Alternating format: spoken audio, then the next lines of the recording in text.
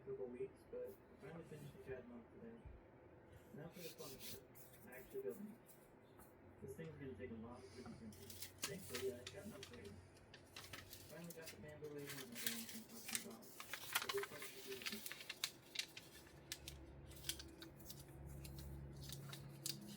Critical equipment detected.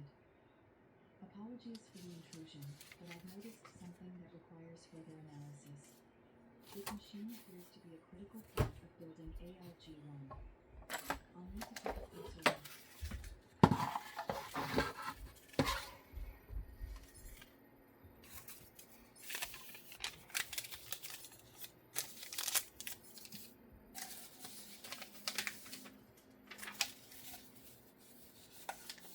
Analysis complete. Historical records called this device a 3D printer. It works by depositing thin plastic layers on a heated platform to achieve 3D components. This particular model, the A1, was built by Bamboo Lab, founded February 9, 2020. Recovered user records indicate this model was known for its automated calibration, high print reliability, rapid fabrication speeds, and complementary material management system.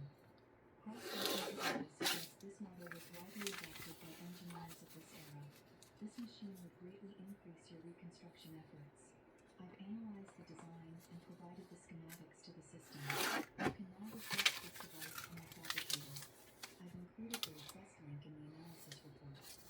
That's all for now. Please continue with your review.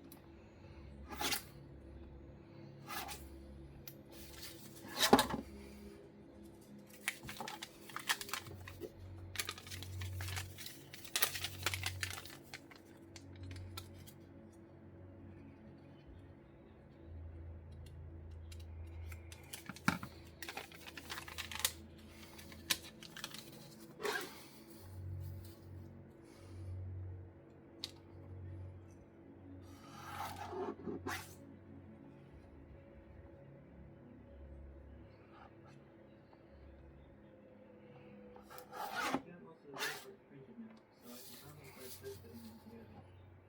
After so much work, it's nice to see it starting to take shape.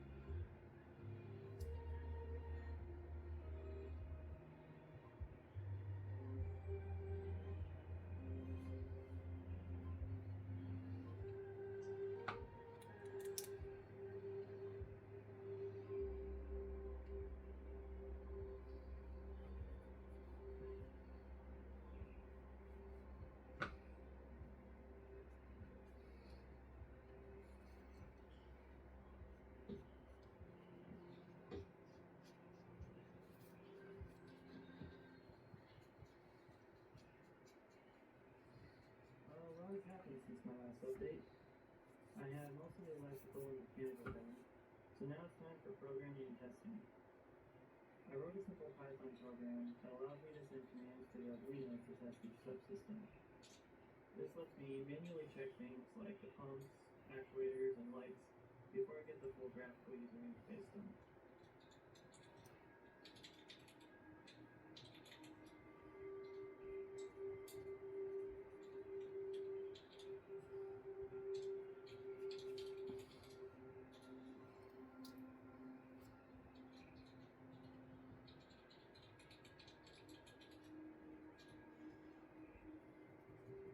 It's also how I discovered my first major problem. The stepper motors for the pH module don't work right. The contact detection for auto homing doesn't work reliably, and half the time the motors are going too far or not far enough.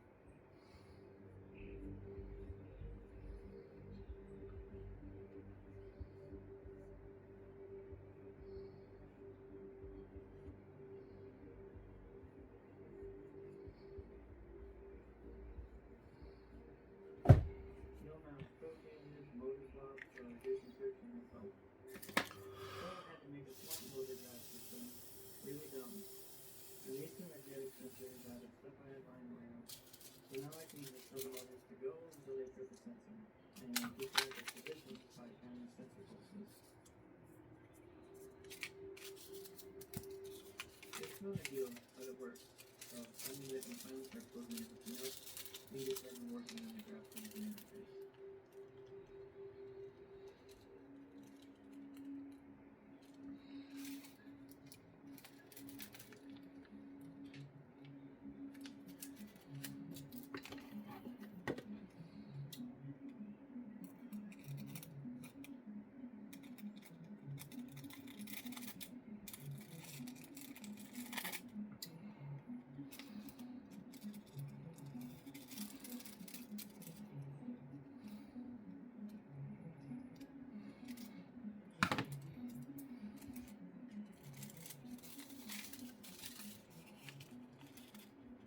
I started by laying out all the buttons and elements on my CyberDeck screen.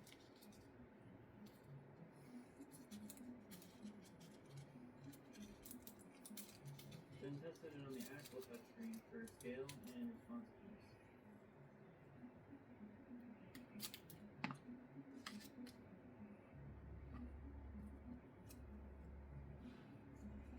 Once all the programming was debugged and running as a service, I took the Pi out to install and photobioreactor itself.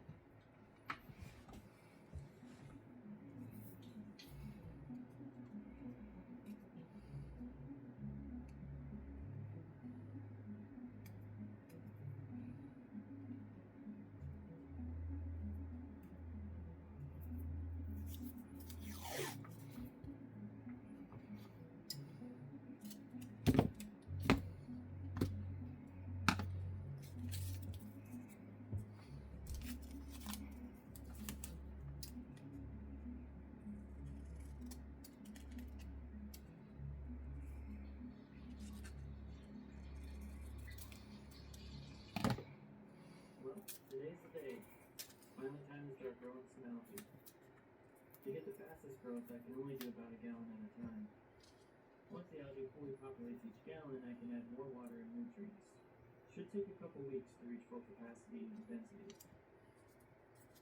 So while the algae does its thing, I figured I'd take some time to explain how some of this works, since I've been so busy just building it up until now. Everything runs on a Raspberry Pi 5 single-board computer and 2 Arduino Nano microcontrollers. The Pi is like the manager, and Arduinos are the workers that actually run each task. Everything communicates over 2 USB cables using easy-to-read ASCII commands. One Arduino controls the environmental systems, like the lights, temperature, and air bubbler. The other controls the pH sampler. pH is an important factor for growing algae, so I designed a whole module to automate it. pH is the measurement of how acidic or alkaline the water is. pH sensors that measure this, unfortunately, kind of suck. If they dry out, they stop working, so they have to be stored in these special solutions that are not in use. pH sensors also drift over time, which means they lose accuracy and have to be recalibrated. This is normally done by submerging them in known value buffer solutions and adjusting the software. For example, if the sensor is in a 7 pH solution but measures 7.5, we basically tell the software that if it reads 7.5 again, it really means 7. In between any measurements, the sensor has to be rinsed through deionized water to prevent cross-contamination. We also have to keep the liquid sealed when non-use, otherwise they will evaporate or oxidize. To keep the liquid sealed when non-use, I combine the rotary motion and the lid control into one mechanism. Each lid travels inside a channel that keeps the lid closed until removed with the sensor. Handling the deionized water in fluids is a little more tricky. My solution is very similar to a ladder magnetic stirrer, except much smaller and with a drain included.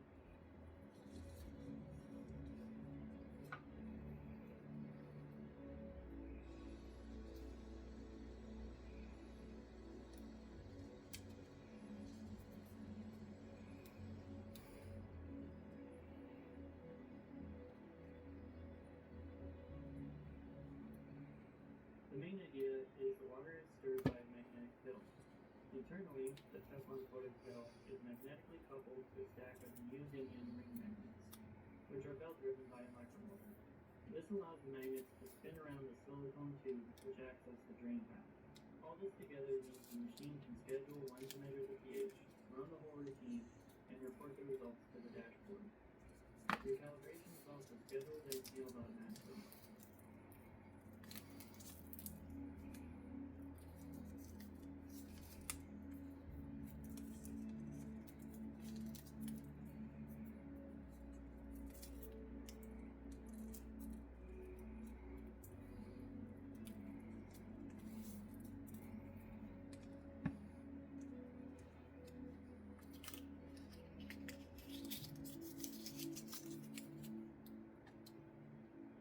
The touchscreen is the control center. The main gauge displays the pH, temperature, and light. Normally, algae density is measured manually using a Cetidale. To do it automatically, I'm just using the light sensor at the bottom of the tank and measuring how much light gets through the algae. As the algae multiplies, less light will pass through the filter, so it's a good indicator of algae growth rate. The schedule tab just lets you know when events are scheduled. The set point tab lets you change the algae's environment. This determines temperature, light cycle, sensor pulling frequency, and other effects. The manual tab allows you to manually control the gantry, trigger high-level functions like recalibrations, and enable or disable subsystems. The log tab shows the real-time communication between the hive and the Arduinos. It also allows you to send commands manually if needed. As the photobioreactor runs, it also logs measurement data, like light density, temperature, pH, and harvest events over time. On this screen, you can export that CSV data to removable USB to do deeper analysis on the data. The remaining tabs show a real-time graph of pH data, temperature, light, and harvest.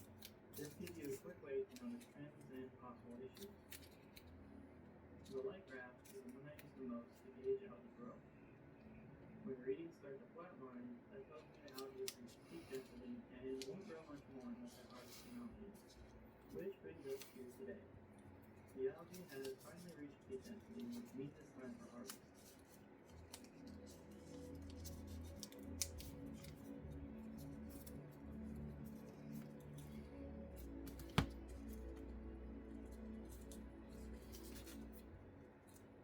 Before I run the autofiltration, I wanted to check the algae health and check for foreign algae species which can be toxic. The only way to do that is under a microscope.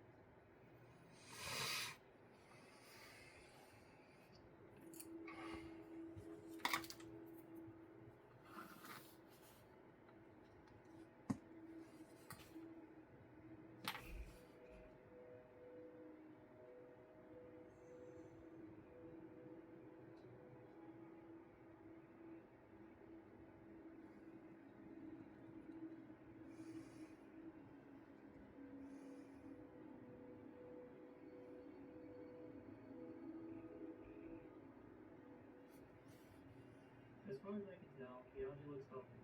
There are a couple of weird ones that are straight instead of spiral, and a few that didn't form properly, but mostly it looks good.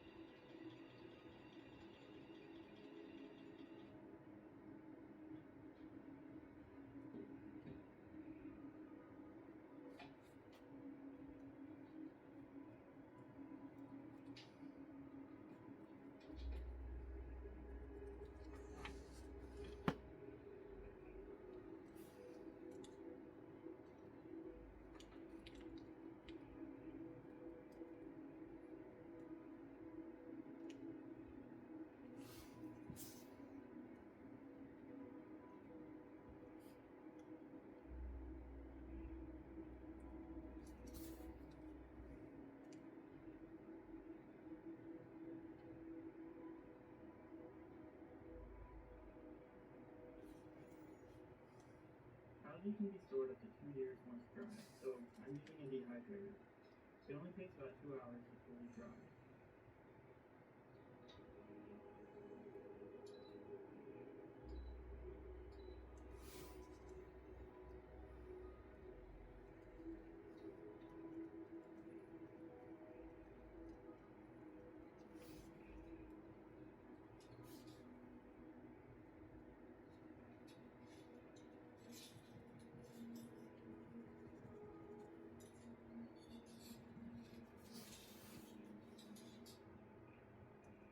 Then, running it through a coffee grinder reduces it to a powder form that will make it easy to compress into fish food pellets.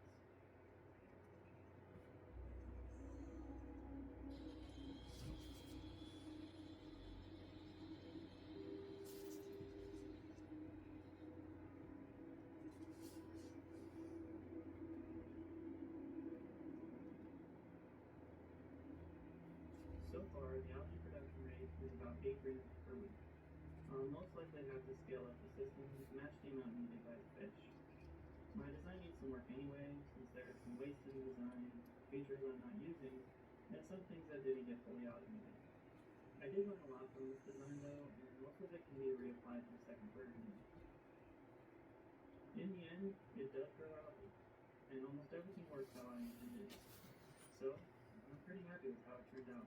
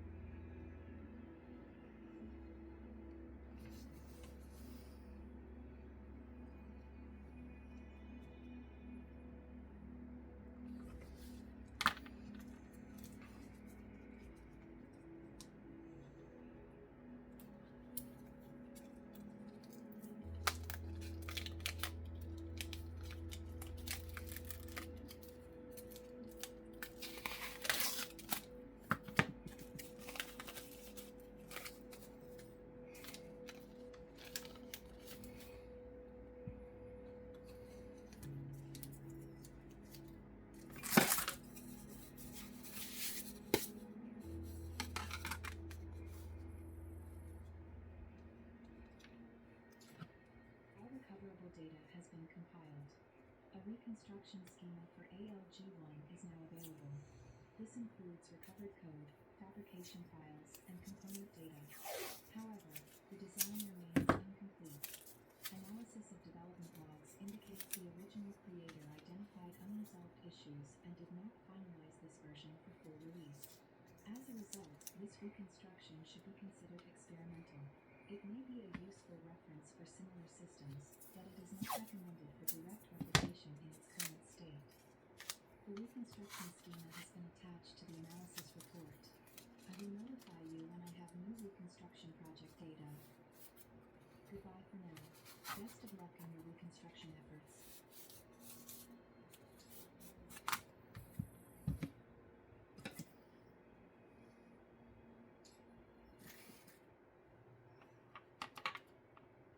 Looking old woman is carrying groceries into her home. When she closes the door, a crack forms in the wall, and a tile slides down off the roof, crashing to the ground and shattering. The next day, the local builder seems confused. He just fixed a similar problem a week ago at another house, and another the week before that. He'll patch this crack just like he did before and repair the roof, but as he does so, he can't help but think he'll be at another house with the same problem soon. Old people are like this sometimes, though, breaking things on purpose to get someone to come visit them. Oh well, as long as the money is right, they'll keep doing the repairs. That evening, the old woman is in bed when she's woken up by something falling onto her face. A crack is opened in the ceiling right above her bed, and plaster is falling on her. What is happening at this house?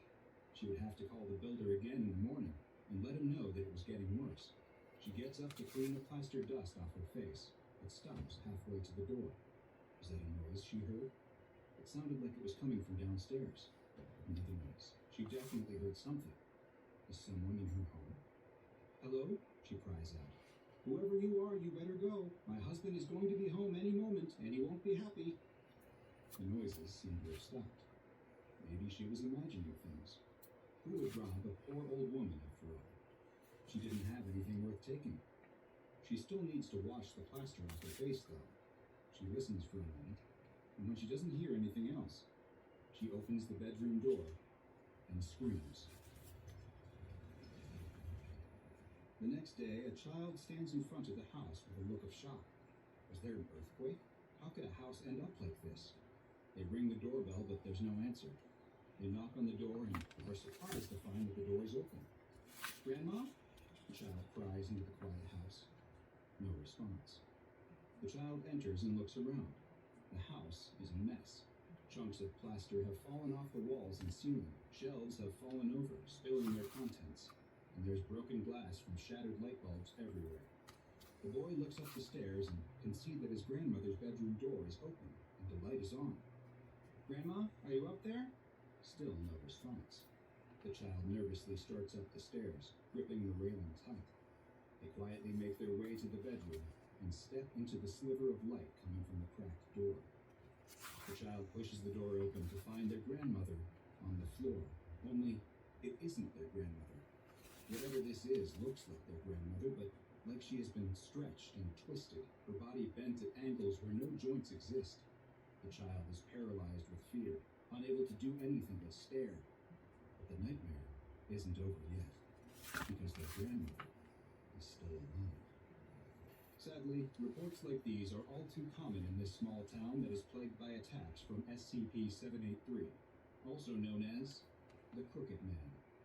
SCP-783 is an extremely dangerous anomalous creature that is currently plaguing the population of Tenby, a small rural village in Oxfordshire, England.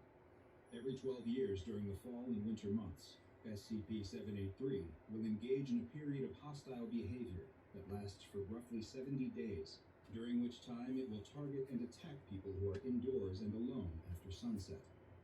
Those targeted by SCP-783 will find that the building they are in rapidly deteriorates, causing damage and creating structural integrity issues. These often appear as cracks on the outside of the building that lead to the buildings taking on a crooked appearance. Unfortunately, while the SCP Foundation is aware of both the location and the periods within which SCP-783 operates, it has so far been unable to prevent any attacks. Additionally, the Foundation has yet to be able to produce either an image or even a physical description of SCP-783 due to the effect it has on recording equipment. Cameras set up to capture the anomaly produce only distorted or corrupted footage, leaving its appearance a mystery. Victims targeted by SCP-783 meet a fate that is, in many ways, worse than death. Their bodies will experience extreme deformations, as their bones suffer dozens of fractures and are stretched and twisted in various unnatural directions. They are then healed by the rapid generation of cartilage and the growth of extra skin to cover the new elongated limbs, leaving the victims a malformed knot of gnarled extremities. Some of the cases are quite severe, with one victim having just their forearm extended to over 2.4 meters, and another who was left stretched to 12.5 meters in height. Despite the gruesome injuries suffered, the majority of victims are still alive following the attacks, though they will more often than not be left completely paralyzed in a persistent vegetative state, or both. 27 victims of SCP-783 are currently being held in a long-term care facility within a wing of a local hospital that was requisitioned by the Foundation specifically for the care and treatment of 783 victims. Like many of the anomalies that the SCP Foundation investigates and contains, many of the residents of Tenby appear to have some awareness of the Crooked Man, and the anomaly has become something of a local boogeyman. Researchers have even documented local school children singing a nursery rhyme that appears connected and may even explain the origins of the creature. It goes, "There lived a crooked man who made a crooked deal. He kept a crooked cane and his cash in crooked creel. He stole a crooked child who cried a crooked squeal, and that crooked little man was broken on the wheel." A month before a recent SCP-783 period of activity was to begin, a Class D personnel, D-209, was sent to live in a Foundation-owned home in the village. Audio and video recording equipment was set up throughout the house in case the D-Class was targeted, in the hopes that some information could be gleaned should something take place. 43 days after he began living in the house, something finally did. One evening, while in bed reading a book, D209 heard noises on the ground floor of the home. Cameras on the first floor experienced corruption and showed only a distortion moving through the house. When D209 attempted to leave the bedroom and escape the home, they immediately encountered SCP-783. During a period of time that lasted roughly 5 hours, their bones were broken numerous times and reset over and over, leaving D209 a twisted mass of flesh and bone. Strangely, at the exact same time that D209 was being attacked, all 27 of the living prior SCP-783 victims in the hospital experienced violent seizures, despite most of them having been declared functionally brain dead and the rest being totally paralyzed. Also concurrent with the attack was a seismic event on the outskirts of town, and the details revealed by this event were both illuminating and extremely disturbing. Foundation personnel were dispatched to the site of the seismic activity to investigate and determine if it was connected to SCP-783 in any way. There, they found a small group of angry townspeople, perhaps frustrated by seemingly unending paranormal events in their town and the lack of progress that had been made to stop them. After a tense standoff, SCP Agent Collins fired her service weapon into the air, and the crowd quickly scattered. Now, free of distraction, the agents could begin their investigation in earnest. They immediately spotted several objects sticking out of the earth. Upon closer inspection, these were identified as elongated human toes. A dig team was sent to the site, and by the next day, a mass grave had been uncovered that was filled with a twisted mass of what appeared to be victims of SCP-783.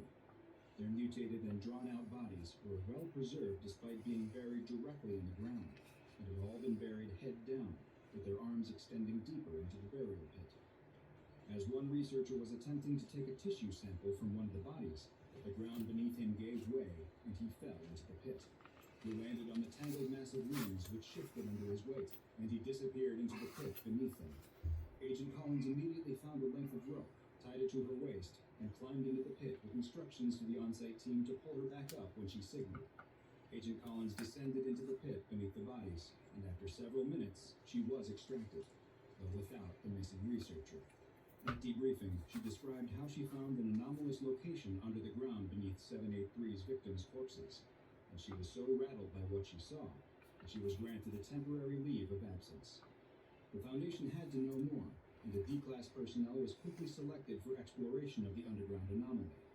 D-2172 was equipped with audio and video recording equipment, along with several scientific measurement tools, as well as a firearm, and was lowered down into the pit by a crane.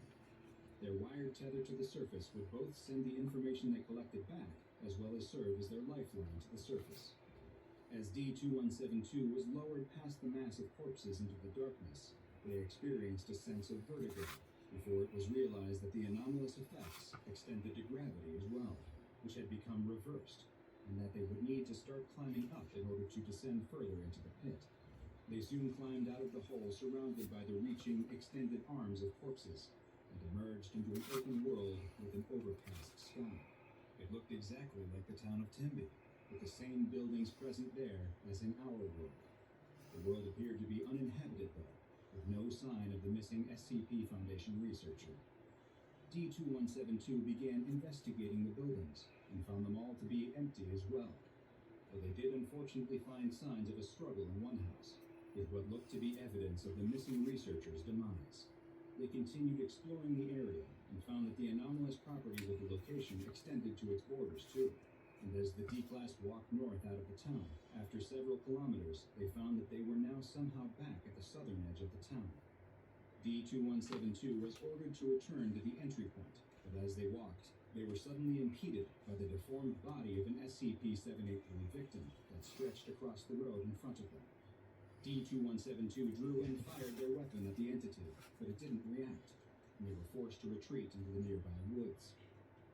After several minutes, they stopped to rest, and they spotted something else. In the distance, the D-Class saw what looked to be a giant birch tree, and it was coming towards them. As the living tree approached, it became clear that it wasn't a tree at all. What looked like branches were extended bony fingers that it was using to walk. The long branch-like fingers were coming out of the top of the tree, where D-2172 could see their origin. These branches were the elongated fingers of the missing SCP Foundation researcher. D2172 turned to run as the giant living tree chased them back into the town, firing their weapon at the creature whenever they had the chance, but was unable to stop it. The visual feed was soon lost as the audio continued to broadcast the screams of D2172. But this wasn't the end of the expedition. The on-site team was surprised to witness after several hours that the tether was pulled on twice, a signal that it should be reeled in. A medical team was sent to the site, since it was assumed that D2172 would need immediate care, and the team began reeling in the line. After several minutes, they spotted the harness that should have been strapped to D2172, but with nothing in it. They continued to pull, but the harness became stuck on the mass of corpses in the pit. They then noticed that it wasn't actually stuck. There was a hand holding onto the harness for dear life. It was D2172's hand. The team kept pulling as D2172's arm kept stretching out of the pit to a length of over 3 meters. But eventually, the resistance became too much. D2172 lost its grip, and it was seen sinking back into the mass of corpses inside the pit. Following this expedition, it was determined that only special operations teams and mobile task forces would be used to explore the dangerous anomalous location in the future. At least 3 such expeditions have been undertaken, but the details remain classified for the time being, and perhaps it is for the best if they remain so. The SCP Foundation will continue to monitor the town of Tembe in an attempt to learn more about SCP-783 and hopefully discover a means to contain it and its related phenomena. Due to the difficulty in containing the anomaly, it has been classified as Keter, and a local building adjacent to the Tembe Hospital has been requisitioned and designated as Provisional Site 5 in order to accommodate the increased Foundation presence. As the SCP Foundation continues to research this mysterious and highly dangerous anomaly, any victims of SCP-783 are to be retrieved, their injuries cataloged, and then their bodies are to be incinerated. A group of 3 Class D personnel approach the locked containment chamber. One of them is carrying a bucket and mop, but all 3 of them look jumpy and hesitant to move forward. An SCP Foundation guard walking behind them gives one of them a push forward with the barrel of his gun, and they continue stepping towards the cell door.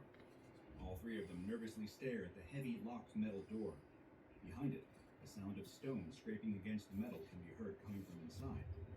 A second guard standing next to the door asks the 3 if they are ready. They don't answer, and the guard starts to laugh. They never are. The guard loudly announces that special containment procedures are beginning now. You know the rules. 2 maintain eye contact at all times while the other cleans. If you have to blink, do it 1 eye at a time, and announce before you close even 1 eye so everyone knows. The guard turns and starts to enter a code into the keypad next to the door. Each of the D classes take a couple hard, last blinks, taking the last opportunity they have to shut both of their eyes at the same time before they begin. With a loud hiss, the sealed chamber door unseals. "All right, eyes up," the guard commands. The door opens to reveal a small, dimly lit chamber. There are no furnishings, and much of the metal floor and walls are covered in a reddish-brown substance. And there in the corner is what they've heard stories and rumors about. The thing that has given them nightmares ever since they learned that they would have to enter its containment chamber, SCP-173. Or, as most of the staff in the SCP Foundation call it, the sculpture. It looks so unassuming in person. Just a crude, concrete figure with a stupid-looking spray-painted face, standing motionless in the corner. The 3 D classes get another push from the guard behind them, and they enter the chamber. The 2 assigned to watch SCP-173 assume their position in the middle of the room, their eyes locked on the sculpture, as the other starts cleaning the foul substance off the floor and walls. It smells terrible, like a mix of old blood and human waste. The 2 assigned to watch 173 pay no attention to the one cleaning, though. They follow protocol to a T, maintaining their vigil and announcing each time they are going to blink, even if it is only 1 eye. The 3rd one continues cleaning, trying his best to keep his own eyes locked on the sculpture as he attempts to mop around it without getting too close. D5933 does his job and doesn't break eye contact with SCP-173. Even though it hasn't moved, he can feel the presence of the sculpture, something within it, just waiting for him to slip up, to let his eyes avert for just 1 split second. They say that's all it takes. You stop looking for even an instant, and it's all over. With all of the fear coursing through his veins, it's hard to maintain focus. All he can think about is how dry his eyes feel, and blinking them one at a time never seems to be enough. He wants so badly to shut his eyes, to end their itchy, dry feeling. But he can't. Even with another watcher, it's too risky. There's suddenly a loud crack, but D5933 doesn't move his eyes away from 173. He can see in his periphery that the other D-class dropped his broom and instinctively looked down at it. Luckily for him, there were others watching. D5933 shifts in place, taking a step back and bumps into something. He can't look at what it is, but he reaches behind him and feels that it's the other D-class watcher. But wait a minute. Why is he facing the other way? What are you doing? What's going on? He asks, his eyes never leaving SCP-173. What are you talking about? The other D-class asks back. You're facing the wrong way. I'm facing the wrong way? You're facing the wrong way. We're supposed to be watching 173. What are you looking at? I am looking at 173. What are you looking at? D5933 doesn't know what's going on and starts to panic. The one cleaning is focused on his task, trying as hard as he can to quickly mop up an especially dirty corner of the cell. It's the worst sound D5933 could have heard. Achoo! A sneeze, just inches behind his head, followed by the sound of bones being cracked, a scream that was cut off too short, and then a sick thud as a body dropped to the floor. D5933 doesn't even have a chance to scream before a pair of concrete hands grab his neck and his own head is twisted around to see another identical-looking sculpture staring back at him. Ladies and gentlemen of the O5 Council, we have a problem. The senior researcher is giving a presentation to a group who remain largely in the shadows, obscuring both their identities as well as their reactions to its horrendous news. SCP-173, through means which we have not yet been able to determine, has multiplied. There's no reaction from any of the 13 figures seated around the large, curved table. The researcher in charge of SCP-173 waits for a response, anything at all, but after receiving none, he clears his throat and continues. We gave each of the new instances their own designation, SCP-173-1 and SCP-173-2. Two of the D-Class on observation duty during their regular cleaning of 173's cell were killed. The third was able to keep them both in his line of sight until they could be recontained and moved into separate cells. Again, no reaction from the shadows. But, as you know, this wasn't the end of it. At some point, the instances of SCP-173 multiplied again, each splitting to form yet another instance. SCP-173-1 through 4 are all contained separately, but we don't know if or when another split will occur. The senior researcher waits, but no one on the O5 Council speaks or moves until the one seated in the very middle slides a piece of paper across the table in front of him. The senior researcher looks confused. He looks to the mobile task force guard stationed near the door, but he too remains expressionless, eyes locked straight ahead. The researcher, unsure of what else to do, steps away from the lectern and walks towards the table. He picks up the piece of paper and reads it. Object class, upgrade from Euclid to Keter. Orders, continue observation. The senior researcher nods in agreement, thanks the O5 Council for their time, and leaves the room. Lights flash and siren blare in the halls of Site-19. It's a containment breach. Facility staff, researchers, and site guards all run down the hall, screaming, trying desperately to get away. There's no way to prevent them, though. In a flash, SCP-173 instances appear behind them, snapping their necks and dropping them to the floor before moving on to their next victim. There must be dozens of them. Even as a guard tries to keep their eyes on one instance, preventing it from moving, another appears behind them. The staff of Site-19 flee for their lives, screaming for someone, anyone, to help them. The senior researcher presses pause on the video. The terrified face of the senior researcher who gave the last presentation is frozen on the screen. An instance of SCP-173 is directly behind him, its hands wrapped around his neck in the split second before his life is snuffed out. The new researcher giving the presentation looks considerably more frazzled than his predecessor. He explains to the O5 Council that following this horrific containment breach at Site-19, at least 61 instances of SCP-173 are now unaccounted for. It is still unknown how they are replicating, but worryingly, there is evidence that the process may be speeding up. He presses play on a new clip from the security footage, which shows what appears to be multiple instances of 173 working in tandem, some using their bodies to block exits, others creating choke points in the facility corridors. We have theorized that SCP-173, as we are now referring to the collective instances, may possess a form of hive intelligence. It also appears that this intelligence scales with the number of instances that are nearby. This allowed them to implement tactics that thwarted our containment efforts, as they used instances to block our containment teams from being able to pursue others. What you have in front of you is a proposal for revised special containment procedures. What I recommend may sound drastic, but it's what I truly believe is the only way to contain this threat. Each of the O5 council members picks up the folder in front of them, bringing it into the shadows that obscure them. What I propose is that SCP-173 instances no longer be kept in containment cells, but instead placed inside of form-fitting metal containers. We can then use SCP-120 to transport the instances to the Foundation site on the lunar surface. The facility will have to be abandoned, of course. It's too risky to maintain a presence there, but each of the instances will be fitted with a tracking collar to ensure that we will be able to detect if any of them are somehow able to escape. The senior researcher waits. After a time, a paper is once again slid across the table. He approaches and picks it up. He sees that it is the same folder containing the revised Special Containment Procedures proposal. He opens it to find that it has been stamped. Approved. Breaking news flashes across the screen. A worried-looking reporter appears as though she didn't have time to do her hair or makeup before rushing on air to deliver this special report. She explains that civilian deaths across North America are now estimated to be more than 500,000 people in the last 48 hours, as these still unidentified creatures continue their deadly rampage across the continent. It is unknown how many of them there may be, but the number of sightings has led some to estimate that there may be hundreds, if not thousands, or even tens of thousands of these living, neck-snapping sculptures. The reporter explains that rumors are circulating that the creature can be stopped by maintaining eye contact with it, but that this has yet to be confirmed. There is still no official word from the White House or from any members of Congress, and their current location and status are unknown, following reports that most of Washington, D.C. was overrun by the creatures earlier that day. The reporter suddenly stops speaking, and a terrified look comes over her face.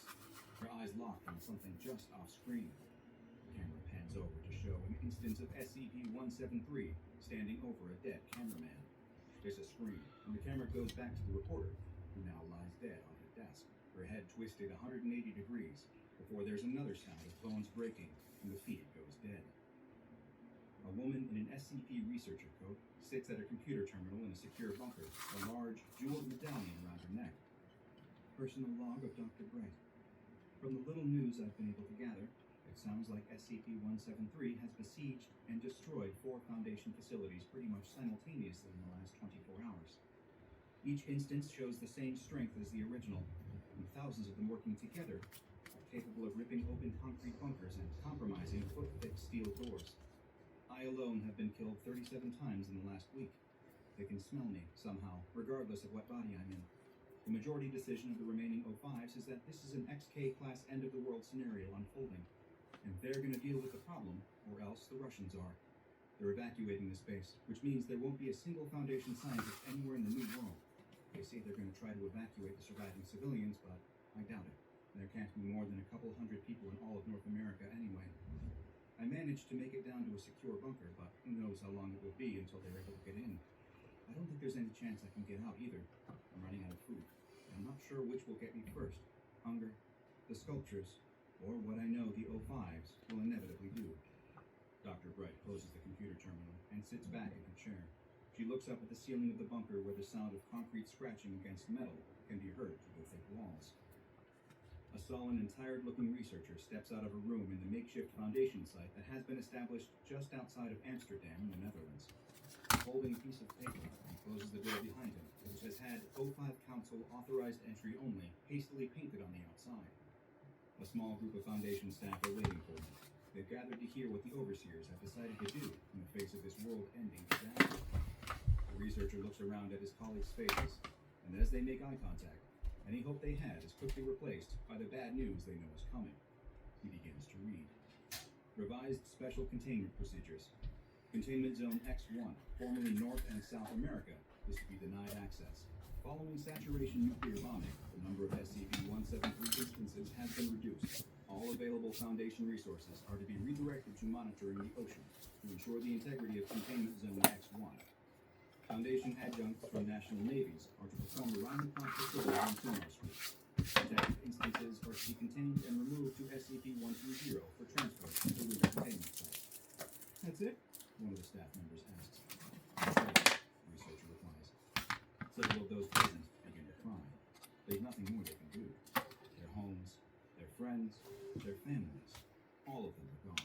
killed either by the neck-wrenching sculptures or in the heat of a nuclear blast.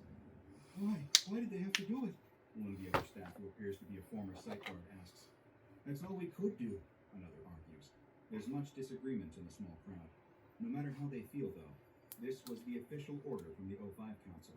Their word is law, especially in a world where all law and order outside of the Foundation has broken down. There really was no other option.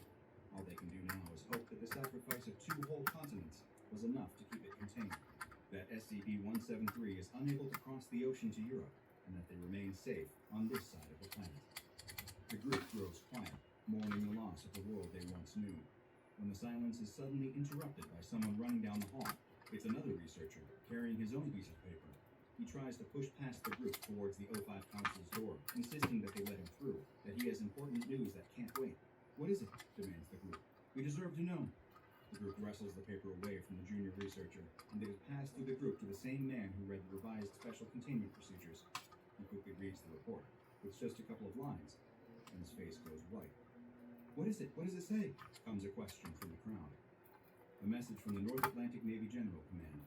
Verified sighting of SCP-173 in the United Kingdom. Nuclear bombardment authorized and executed. No survivors. SCP-173 has come for them. 10, 9, 8. A mysterious, happy-sounding voice is counting down as a young man runs across a rotating beam. He is cut and bruised, leaving a trail of blood behind him as he struggles to reach the finish line. 7, 6, 5. He hops onto the final platform as a spinning saw blade comes buzzing out of the wall. He drops to the floor, moments before it takes off his head. 4, 3, 2. He stands up and sprints towards the end of this nightmare competition. The man leaps through the air, his arm outstretched towards the buzzer. 1, 0. Time's up. The announcer cries a split second before the man slaps the final buzzer. The lights go out, and the announcer's voice suddenly changes. It loses its calm-like quality and takes on a much more sinister tone.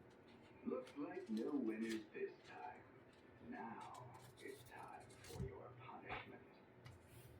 Hi, I'm Dr. Bob, and this is SCP-024, also known as the Game Show of Death. SCP-024 is an abandoned soundstage, which is a hangar-like structure that's normally used for the production of film and television projects. This specific soundstage has been abandoned for a number of years, though it's not known at this time if the anomalous properties it demonstrates had manifested before or after its abandonment. The anomalous location was first discovered by a group of teenagers who had illegally broken into the compound on which the soundstage is located. Only one of the teenagers who entered the soundstage returned, and the report she made to local police detailing her experience was more than enough to tip off the SCP Foundation that something was amiss. The Foundation immediately began mobilizing agents, and once the site was secured, a number of test groups were sent into SCP-024 to learn more about what was happening inside. From those groups, we now know that upon entering SCP-024, visitors are greeted by an announcer who is so far yet to be seen or otherwise identified. The announcer communicates with the visitors via an intercom system and will listen and respond back to visitors as well. The announcer refers to those who enter SCP-024 as contestants and informs them that they will be participating in a game show with the opportunity to win fabulous prizes. The contestants are given fair warning, though, that the game will be extremely dangerous and that only winners will be allowed to leave. At this point, the contestants are presented with the choice of whether to participate or not. Those who decline the offered terms are immediately expelled from SCP-024, and their re-entry is blocked by an invisible barrier. Those who choose to stay are then led further into the soundstage, to where they will participate in the actual game. The specific aesthetics and composition of the game changes with each new group of contestants, but the essence always remains the same. A long and elaborate obstacle course that must be navigated through. The precise rules also vary, with some games only allowing for a single winner, while others encourage the players to work together and form teams. The obstacles can range from relatively easy and safe challenges to life-threatening tests of skill. As the contestants make their way through the unusual obstacle course, the announcer will continually talk to them, giving them updates on other contestants, advice on how to progress, adjusting rules on the fly, or even conversing with the contestant directly. As the game goes on, the obstacles become more and more deadly and difficult to overcome. This has led to the not-so-rare occurrence of there being no winners, with the entire pool of contestants having been killed or otherwise incapacitated by the various challenges. In these instances, the announcer will express his disappointment at there not being a winner, and SCP-024 appears to shut down, going dark, until another group of contestants enter. Before beginning the game, the contestants are briefed on a number of rules, such as no assaulting the other contestants and no deliberate bypassing of obstacles. In the event that a rule is broken, the announcer will call out the offending contestant, and they are forcefully removed from the game by the studio guardians, who act as the physical enforcers of SCP-024's rules.